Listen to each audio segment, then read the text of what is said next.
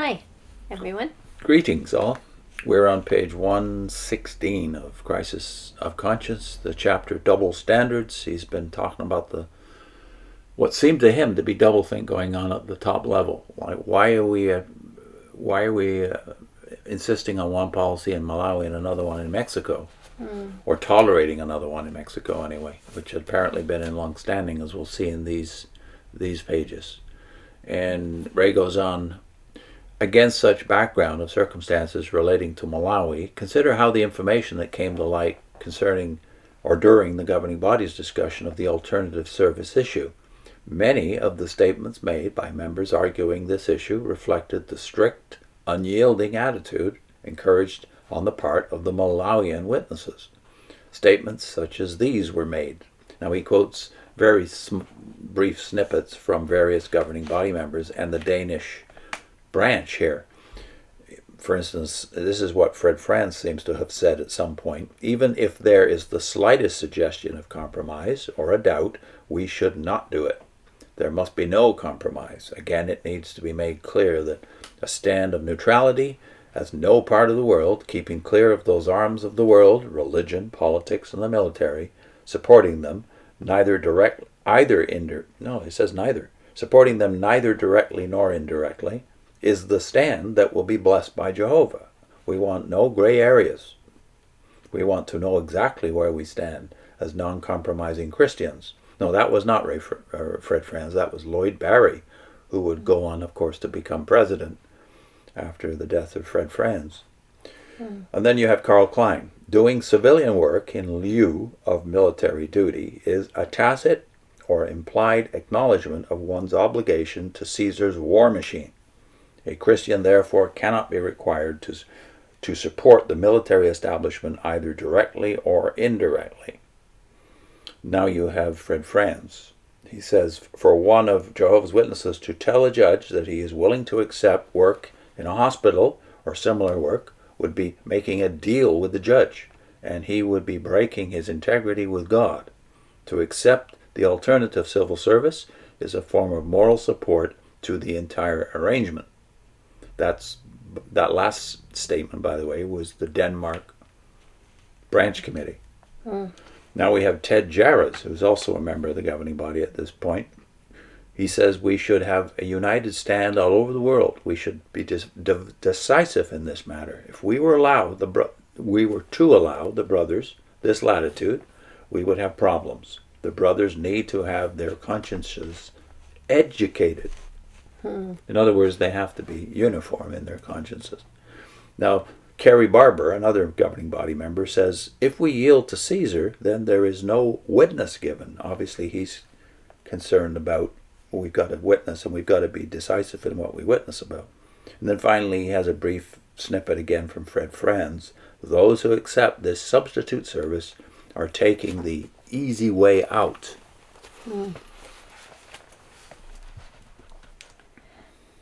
What I find amazing is that at the same time these strong, unyielding statements were made, those making them were aware of the situation in Mexico.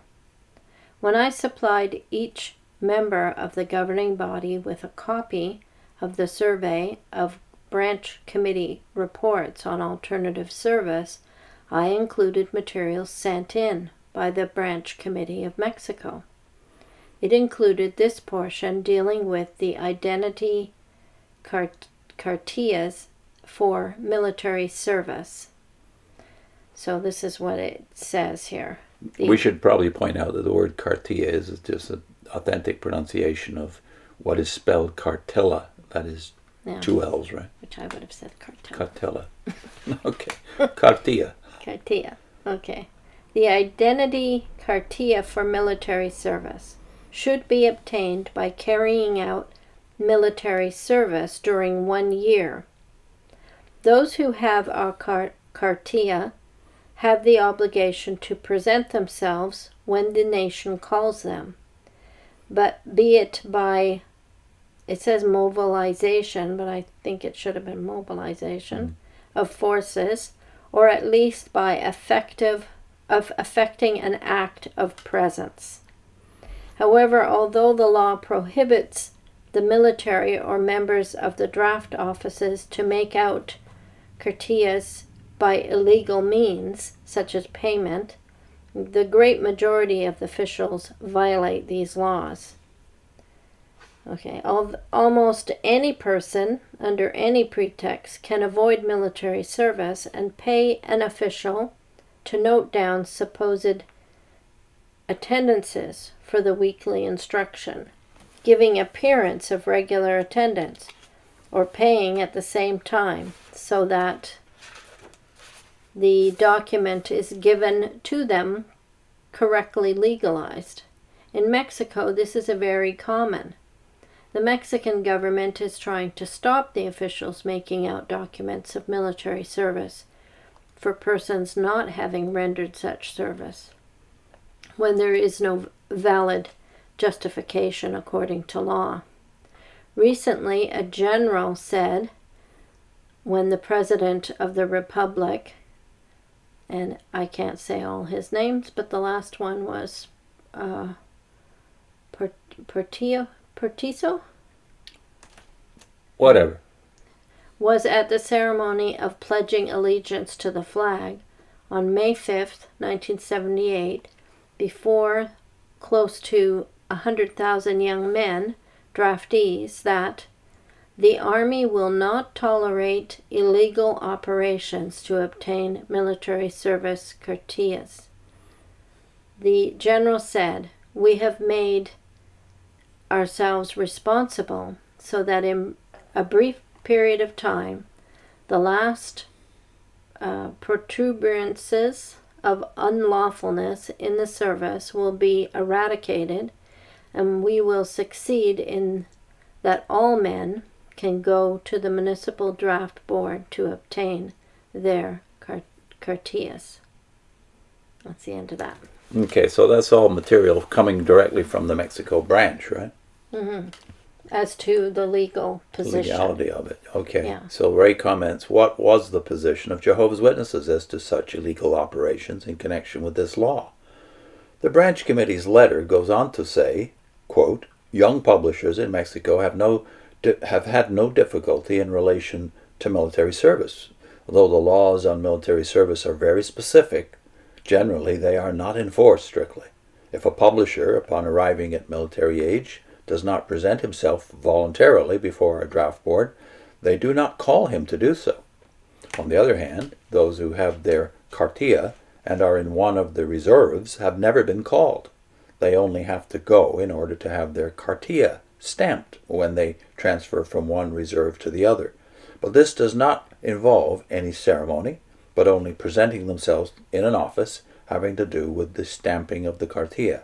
The cartilla has become a document identification. It is used as identification when one requests employment, although it is not indispensable.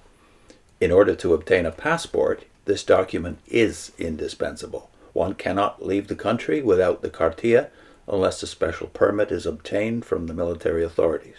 Publishers who wish to obtain a cartilla go on to one of the draft boards to register to receive immediately their cartilla, but of course this is not complete. That is, it is not legalized.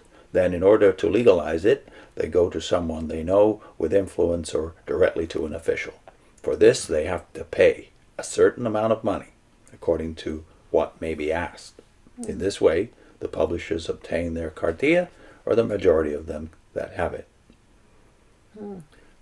So now Ray summarizes what we've just read and puts it in his own words. Put briefly, in Mexico, men of draft age are required to undergo a specified period of military training during a period of 1 year.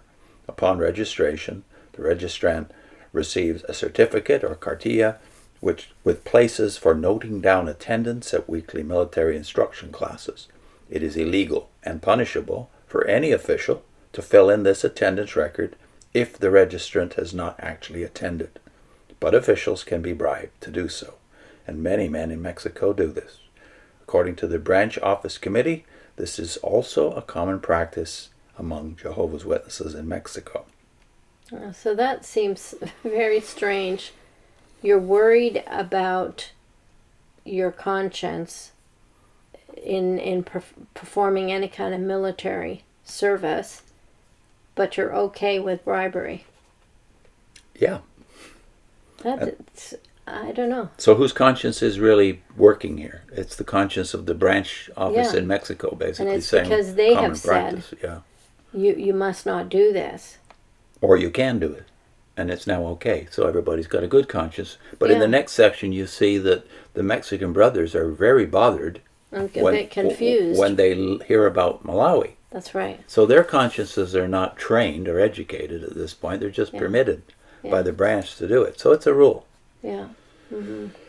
Next, we've got a link here, haven't we? I think it's JW's Doublethink on Authority. And this is based on Franz Freedom, right at the beginning of the Franz Freedom playlist, which is now something like 360 videos.